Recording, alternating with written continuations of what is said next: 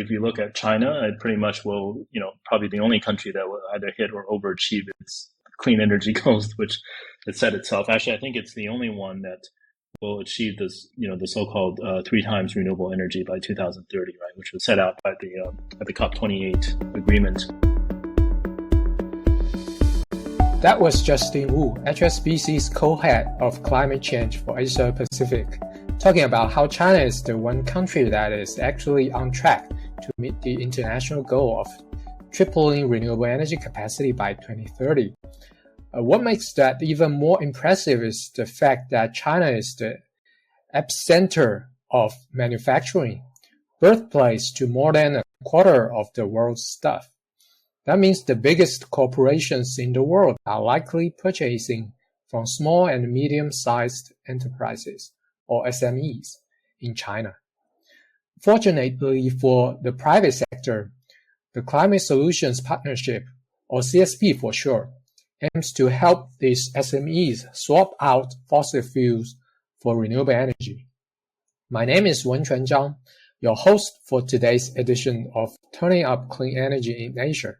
If you haven't heard the first 2 episodes yet, you can find them on our website, wri.org/podcasts, or find them on WRI's Big Ideas into Action podcast feed on SoundCloud, Apple, or Spotify. In this 3rd episode of series, we are taking you inside the process of how our WRI China team builds up capacity for companies and their financiers to decarbonize their supply chains. Another area where China leads the production and exporting of textiles and garments. The country produces more than half of the world's textiles, for a sector that is responsible for 6 to 8% of global emissions. And in May of 2024, WRI China published a paper that summarized the fundamental approaches for fashion brand companies to undertake climate actions in China. To talk about China's corporate culture around decarbonizing such a critical sector, we're joined by Mofan Zhang, WRI China research analyst with the climate program and part of the CSP team. Okay, our first question is about Scope 3 in the fashion sector. The team recently published a working paper titled The Fashion Brand Scope 3 Decarbonization. Why is the fashion industry important to China's decarbonization plans? Well, the fashion industry has a broad influence on social, cultural, and the economic aspects. The industry not only produces clothing to meet human needs, but also provides job opportunities and foreign exchange earnings. But China is an important textile and apparel exporter in the world, contributing to 1/3 of the world's textile exports. However, producing these fashion products consumes a significant amount of natural resources and generates substantial carbon emissions. Fashion companies play a crucial role in the decarbonization of fashion industry. They are connectors between suppliers, customers, and other stakeholders. WRI's 2021 study shows the emission breakdown of the 30 fashion companies with approved SBTs. It finds that 96% of those companies' GHG emissions come from Scope 3, and 80% of Scope 3 emissions are from purchased goods and services, which means most emissions are from the supply chain. Since many Chinese apparel and textile suppliers companies manufacture for brands, and China is also an important consumer market for many brands, we believe this topic is important and have conducted the research.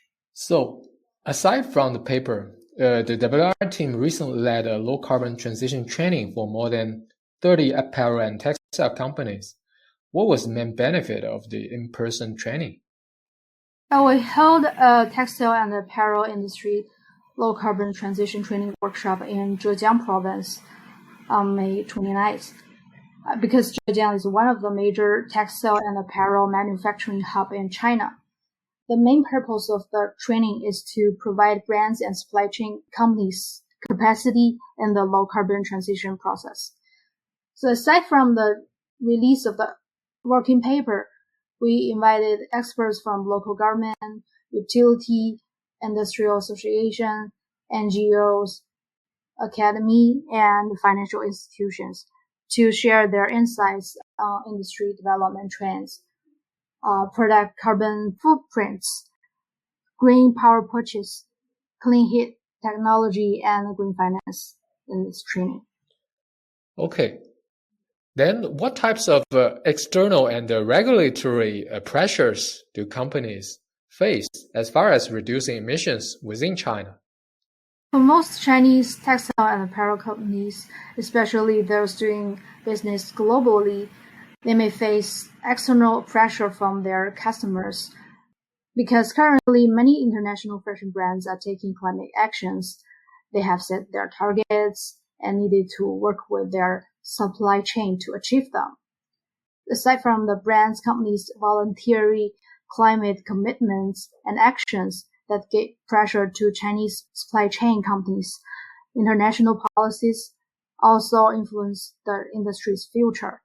For example, the European Commission's Green Deal, EU Circular Economy Action Plan, and particularly the EU Strategy for Sustainable and Circular Textiles.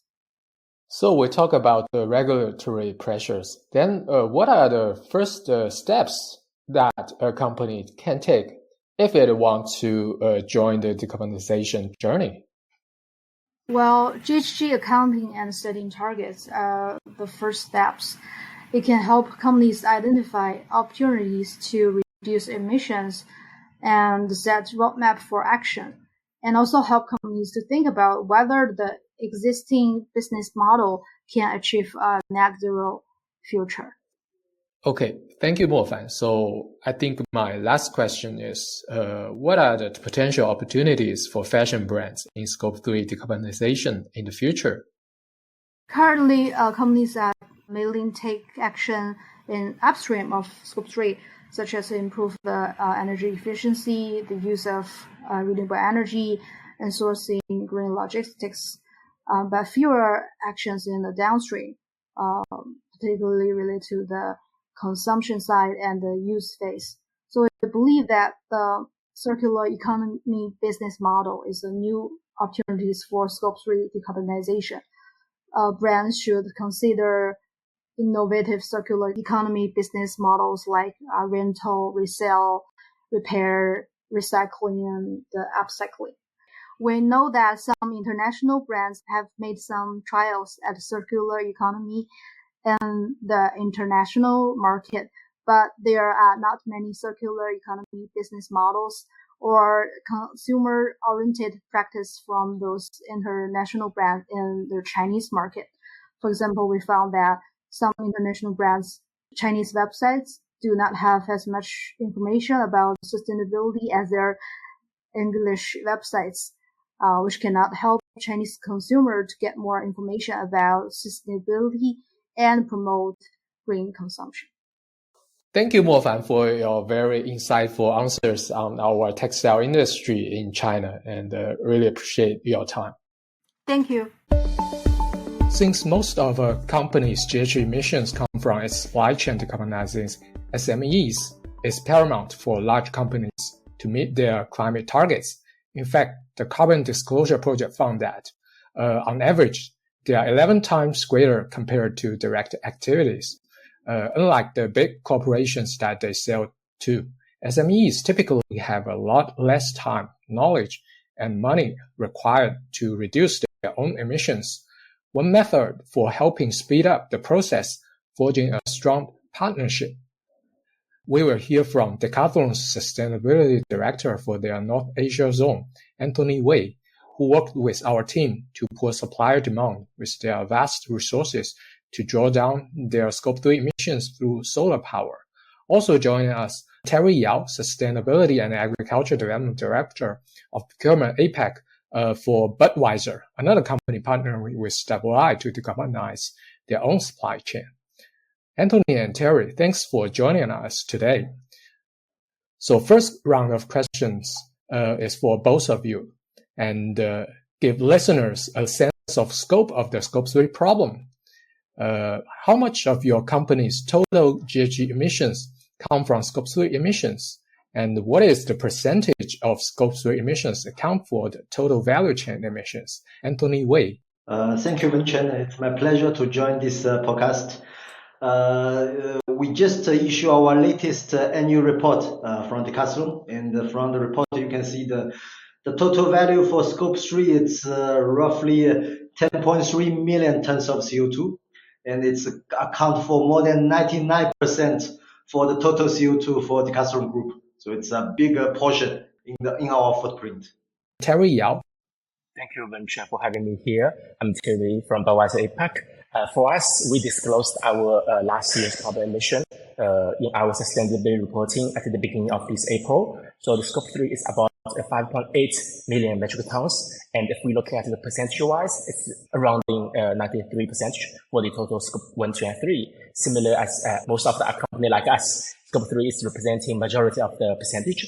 If we're looking at our baseline year, which is 2017, in that year, our Scope 3 is representing about 89%, which means in the past several years, our decarbonization speed in Scope 1 and 2 is higher than in Scope 3. Okay, thank you. So what is the biggest challenge for multinational corporations when it comes to reducing Scope 3 emissions?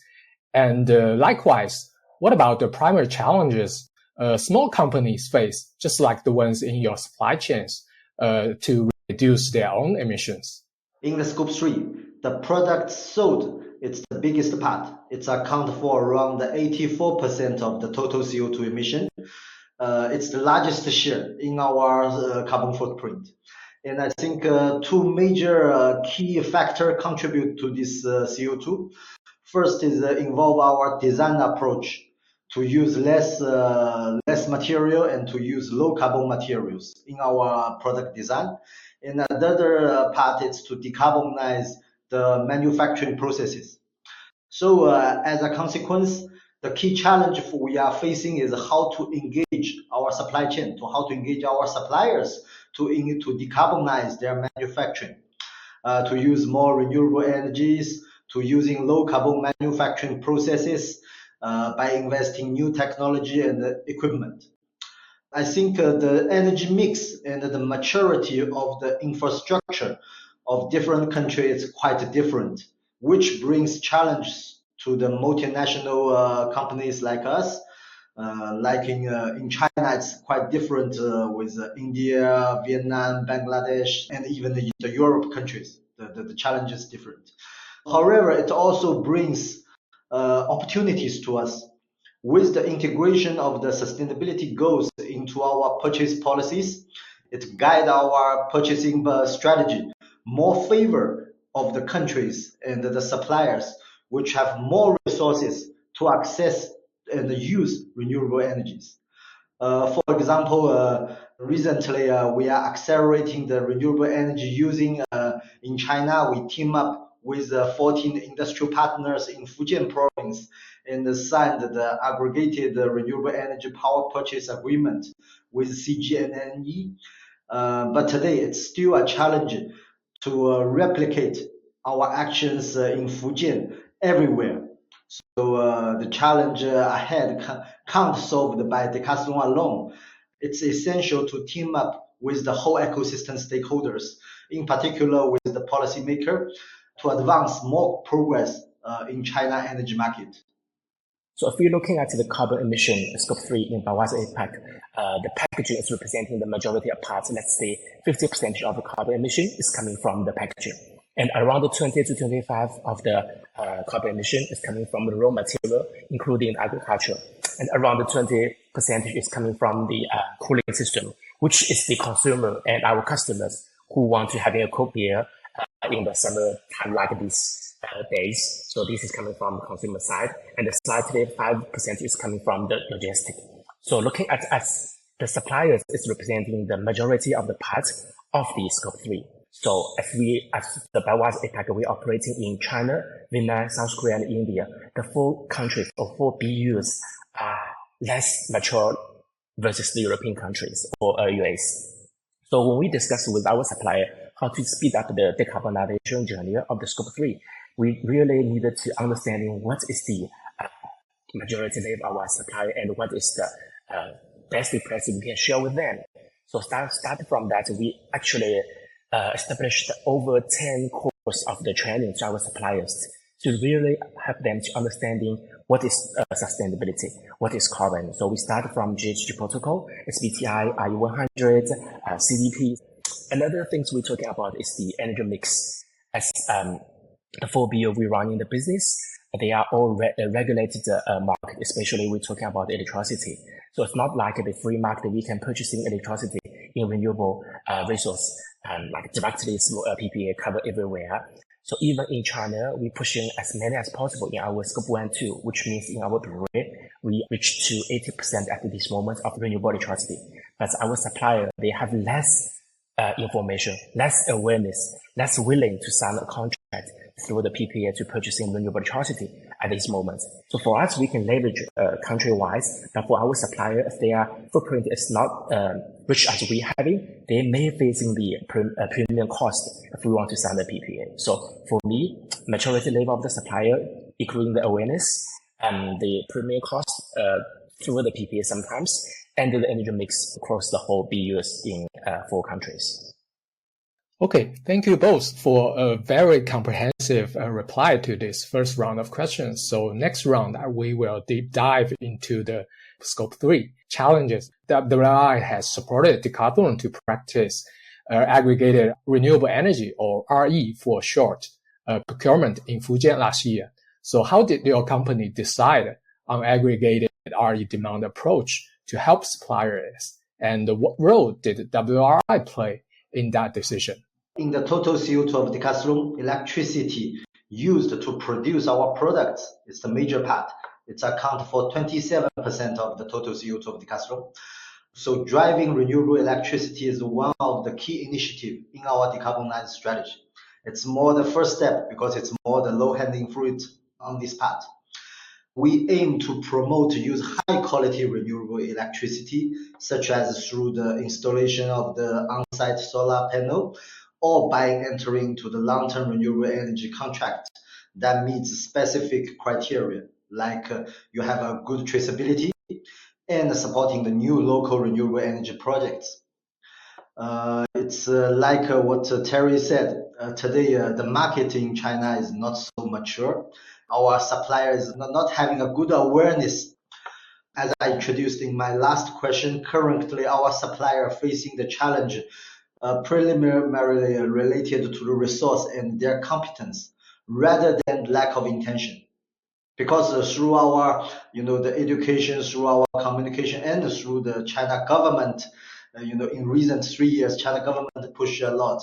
Now they have more and more intention to access to using this kind of renewable electricity, but their lack of the resource to access to it. This is why we decided to work on this aggregated RE purchase approach to make the renewable electricity more accessible and more affordable to our supply chain, to our suppliers. WRI is playing an important role here as the world most famous and influential think tank on sustainability. Your technical support brings us confidence to move on this step. In WRI, you are also helping us to activate the entire ecosystem on renewable energy, which streamlines and enhances the efficiency of the project. So what are the major benefits of this kind of aggregated RE procurement, aside from the potential cost savings for your suppliers? It's accelerating our progress on this strategy. In 2021, only 3% of the electricity come from renewable electricity in China for the whole Decathlon supply chain. But in 2023, this number increased to 8%. In 2 years, it's increasing, but the progress is not so big. But with the aggregated RE purchase approach, we are confident to reach 42% by the end of this year. It's increasing 5 times compared with 2023 with this approach. And also China is leading this performance in all the decathlon production country. So not just in China, but inside the decathlon, we are benchmark this method to accelerate our RE strategy. This project has also opened a new door for brands like Decathlon to engage in our suppliers in the decarbonization. So many other brands come to us through WRI to learn from us and even to share the willingness to work together to drive the energy transformation for the whole value chain for brands. Okay, thank you. So then for Terry, actually a few weeks ago, we see that Budweiser China has announced that they have successfully met its sustainability goals of a 20% reduction in carbon emissions 2 years ahead of schedule. So what were the biggest contributors to that decline in emissions, and how much of that reduction in scope 3? Thank you, Wenchen. Actually, it's 25% reduction. Our goal has been announced in the beginning of 2018. We needed to reducing our overall scope 1, 2, 3 intensity 25% versus baseline year 2017, which Budweiser China has been achieved this goal by the end of last year, 2023, which means we are 2 years ahead of our goal. The biggest contributor, if we're looking at the overall scope 3, I would say is coming from packaging. In Budweiser APAC, we're having like several goals linking with our packages. First of all, we have our individual goals to reach circular packaging goals, to having 100% of our products to package in returnable material or majority made in from recycled content. In packaging, we having a reduce, reuse, recycle. We all know that in the sustainability, we need to reducing the material of the packaging to help to using less of the resource of the nature to protect the earth. So we started with the reducing in our concept to try to using less material, both in aluminum or in glass, in order to reducing the carbon emission. The second word we are talking about is the reuse. As a company like us, we have our returnable glass bottle. We will collect those bottles back into our manufacturing, breweries to clean, wash, and then repackaging and selling to our consumers again. The third was, as I already mentioned, the recycled material. So to increase the recycled material can help us, our supplier, to use less energy to producing aluminum cans or bottle from the virgin material. The last word I'm sharing is with biodegradable plastic in our whole value chain. Another segment we are driving is in logistic. Logistic, for sure, it's not the biggest portion. It's only like 5 to 6% in our overall carbon emission. But it's really linking with our consumer and for the whole society who can see the trucks running on the road, right? Overall speaking, by the end of last year, we having over 400 of the green trucks running on the road to deliver beer for us to our consumers. Cooling actually is, let's say, one of the difficult challenges we are facing because the coolers, the refrigerators of everyone who having our beer in your apartment is counting in my scope 3 as well. So how to really solve this problem? We're working with our cooler producers to push the bar of the energy efficiency of the cooler itself to reduce the energy usage of every individual cooler to reduce the carbon emission. But eventually we have to fix the challenge of the energy mix, let's say the energy mix of the country or the region to reducing the carbon emission. Do you have any lessons learned that can be shared with our audience in terms of your dealing with the upstream raw material supplier, as you had just mentioned about like aluminum suppliers, or any upstream raw material supplier, because they are not typically SMEs? I think aluminum is a quite good cases I can share here, especially when we have a new CSRD requirement from the Europeans. So if we're looking at the aluminum industry in China, actually China becoming the biggest export country to the global wise. So let's say 50% of the can sheets manufactured in China has been exported outside of China. So naturally, even we're pushing as many as possible, use the beverage can back into a new can, the maximize of the recycled content can reach only 50%. But good things happened since the CSRD requirements. A lot of can sheet suppliers in China, they have to moving their manufacturing from the east coast of the China to the west or middle of the China, which has the rich resource of the hydropower. Electricity in aluminum industry is one of the biggest driver to having the carbon emission. From our side, we discuss with our supplier to engage them to having a better awareness and understanding of the carbon. trainings, workshops to let them know why a company like us needed to pushing this agenda. So we're working with our peers to publish the white book of the UBC can be a new can. Technical wise, it's okay, and food safety wise, it's okay. So this is something we did to writing the recycled content in the aluminum industry, also to reducing the carbon emission there. Great. Thank you for a very interesting insight on this topic. And so our third round of questions will be based on Scope 3 videos that WRI have made last year. So we spoke with Decathlon's China CEO Mark Zelinsky, as well as Budweiser APAC VP of Sustainability and Procurement, Jan Klinsner. So you can see that the video on WRI's CSP website, as well as our China website.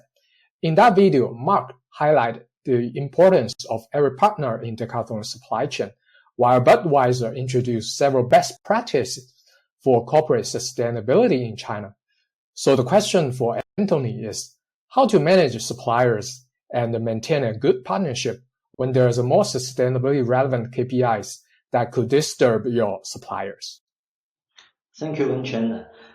Here I would like to first replace the word disturb to engage or motivate or leading, because I believe sustainability is the new norm in the purchasing practice. It's already the new norm for Decathlon, and it will be the new norm for the global, let's say. The partnership we build with our supplier is based on the shared vision and shared value. To be the driving force and become light for a sustainable future, it's one of the key pillars in Decathlon strategy. So it's also the key input for our partners to co-build our common project between Decathlon and our partners. And not only by giving targets, we are also supporting our partners, our suppliers, to reach the related sustainability KPI. For example, in 2020, when we start the work, decarbonization work, we start to work with our priority suppliers to guide them to set their CO2 trajectory aligned with SBT guidelines. Our priority supplier is the supplier who count for 90% of our total emission. We also provide the CO2 management platform with our own cost for our supplier freely to use to manage their CO2. And we also implement energy efficiency projects in our high energy consuming factories to help them to reduce their energy consumption, to helping them to improve their energy management maturity. And we also integrate decarbonization in our purchase policy. In purchase, we always considering the total value which is not just on the price, on the quality, on the lead time, but also with sustainability. Thank you, Anthony. And the question for Terry is, how Budweiser internalize the extra cost when achieving climate goals like RE100 in China? And perhaps most importantly, how can these best practices introduced in the videos be duplicated throughout your value chain? In other words, how does this approach scale, maybe across the country? Thanks, Wenchen. As Budweiser APAC, when we're looking at the sustainability itself, we always talking about sustainability should be economically friendly as well, because eventually we cannot subsidize every project without calculating the ROI, which is not a way of sustainable way to do the sustainability. So for us, if we especially talking about the renewable electricity at this moment, we're sitting at 80% in China, but for sure, some of the provinces we have to pay premium pricing to having this green energy. Some of the provinces we can saving money, especially but in the middle of the China, the hydropower is quite rich as a resource. So we're looking at the whole China when we sign the PPA. Can we make even to versus the regular electricity? In another hand, we are maximize the on-site solar projects in our rooftop to increasing the renewable electricity in our daily operation. We already having more than 16 breweries as the on-site solars. How to duplicate the best practice? When we're talking about the sustainability, we always starting talking about the energy efficiency. So we will discuss with our suppliers that we can help them to reducing the energy usage, because this is really linking with their costs. So I have a small story I can share with you is that when we discuss with a very traditional Chinese supplier talking about the sustainability, the owner of the company literally know nothing about what is sustainability. So he may thinking we are asking them to invest a lot to reducing their energy efficiency or to install a lot of fancy equipment to increasing the renewable energy. But the first thing we did with them is we try to help them to find out the leakage of the heat. Normally in the beginning, there are always a technical person in a manufacturer to hear the sounds, the voice of the piping. If there are a leakage, you will hear the sound of the leakage. But as the limitation of the human ears, we cannot hear very small sounds. So we have equipment cost us like 500,000 Chinese yuan. We bring this machine to the manufacturer, bring these technical gentlemen going through the whole their operation side. We found in like 12 small points of the leakage with our machines. With those 12 leakage points, we can help the owner of the manufacturer saving around like 80,000 Chinese yuan per year, which bring them a very good, let's say, ROI, because they just needed to stop this leakage. So these kind of things we are discuss with our supplier, becoming a start point to join this sustainability journey, rather than tell them, hey, you guys have to do an investment to replace all your machines without calculation of ROI. So this is something we are doing here. Thank you, Terry. And thank you both for a very good and comprehensive insight sharing in terms of this Scope 3 topic. And finally, we have a round of questions for both of you. So what kind of advice would you give other textile or sportswear or food and beverage brands who also want to decarbonize their supply chain? So what kind of advice you will have maybe for your competitors? Anthony Wei.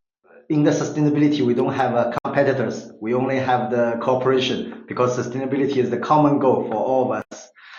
I think decarbonization, it's like a team sport, like football. You know, as a brand, you play the role like a manager or coach of the team. And it's important that you share and align the same target for the match with all the team. So, and through this step, you are also selecting your team, because only the team member that's aligned with this target can play with you in the same match. So it's very important to filtering in this step. And then share and align the tactics together. Always share the full picture to all the players, building the trust with all the team. Good communication with a good feedback loop. Supporting each other and always encourage and cheer for the team when we are playing the match. And I think another point is the planet, the climate don't wait us. We need to push a lot on the speed to accelerating the decarbonization. But at the same time, most of the supplier, the maturity level, the awareness is not so high. So at the same time, we need to also balance the speed, to be patient and to be very supporting to your supply chain. I totally agree that there are no competitors in sustainability. So in Budweiser APAC, we have 7 steps to decarbonization in our overall Scope 3. And the first step we are doing is to having the maturity assessment across our suppliers. For sure, most of the suppliers in APAC, they are in the early stage. Second step we do is the capability building. We established over 10 trainings with our suppliers to let them know what is sustainability, what is carbon, what is SBTi. The third step we are doing is something we did in Budweiser APAC. It's kind of unique, may not able to copy from us to others, but I'm more than happy to share what we did. So I had a small team to really help the supplier to calculate their carbon baseline with our methodology and the boundary to understanding their Scope 1, 2, and starting Scope 3. Because without the baseline, they have no next step to decarbonization, right? So the fourth step we're having is a workshop, gathering the suppliers together to share their practice among them, and also to help them to build a decarbonization roadmap in the workshop. So after this workshop, we are collecting decarbonization roadmap. It's our 50th step. And after that, we will looking at our suppliers' maturity level. If they are ready to be included in the contract, then we will including this decarbonization clause in our contract. Since I'm sitting in the procurement department, so my peers will help me to implementing those initiatives in their contracts. The last step we are doing is the track and monitoring, because without of this track and monitoring of the initiatives, all the decarbonization roadmap will become a PPT in your laptop. Then it will be sitting there forever, nothing will happen in the future. So this is the 7th step we are taking in Budweiser APAC to decarbonizing the whole value chain. A suggestion, I think, for me, always saying every step, baby step counts as well. So start and go ahead and don't think too much. Just go for the sustainability. The goal will come into you eventually as long as you start today. Great. I really agree with what both of you have just mentioned. And thank you again, and really appreciate both of your time. And I really hope that WRI can continue work with companies like Decathlon and Budweiser in the future on the sustainability. Thanks for having me here. Thank you. The sooner companies reduce Scope 3 emissions, the sooner China and the world will reach its climate goals. That does it for this edition of Turning Up Clean Energy in Asia, a podcast series produced and edited by Daniel Baker with funding from the Climate Solutions Partnership. The CSP is a 5-year partnership between WRI, WWF, and financed by HSBC with a focus on nature-based solutions and accelerating the clean energy transition in Asia. Next episode, we will share specific examples for how WRI is breaking down barriers for the private sector to increase their investments in the clean energy transition across Indonesia. You can learn more about this work and hear the other episodes in the series on our website, wri.org/podcasts, or wherever you listen to podcasts, be it on Apple, Spotify, SoundCloud, or YouTube. Thank you to our guests who made this episode possible.